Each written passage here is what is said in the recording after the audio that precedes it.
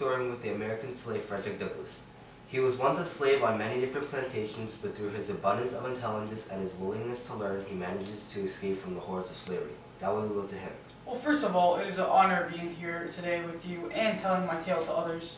So, Douglas, who are the most important people in your early life? Well, it was mainly Aunt Hester and Captain Lloyd. So during your stay at Lloyd's plantation, did you see anything that conveyed your initial understanding of responsibility? Well, as a young child, I was on Lloyd's plantation, of course, and I witnessed the severe beating of my Aunt Hester by Captain Lloyd, who was, of course, our slave master.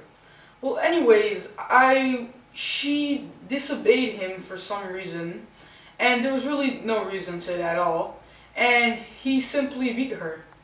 Anyways, I quickly hid myself in a closet, scared of getting the same treatment as my aunt did, and this was very important because it conveyed my understanding of responsibility, my initial one, of course. It showed that I was too scared, not responsible enough to stand up for what was wrong. I actually really thought that was wrong, what I saw. But I just hid in a closet because I didn't want to get the same treatment. So I was initially irresponsible. Very interesting, Douglas. Tell me about your life as a slave in the teenage years. How much have you changed from being irresponsible to responsible? Well, in the January of 1833, I was on Mr. Covey's farm.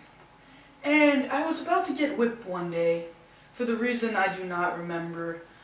But I decided to overpower the cruelty by overpowering Mr. Covey himself. I succeeded in doing this, and this allowed me to realize that I had to be responsible and take my matters, what I saw was wrong, in my own hands.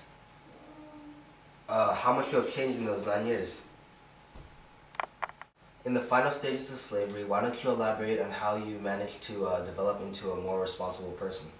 Well, from 1841 to 1844, I traveled with a group of abolitionists throughout many states.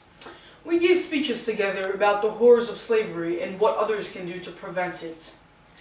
This caused many changes throughout the United States. Well, anyways, this demonstrated that I fully understood the concept of responsibility, as I was directly speaking out against something I personally believed was wrong.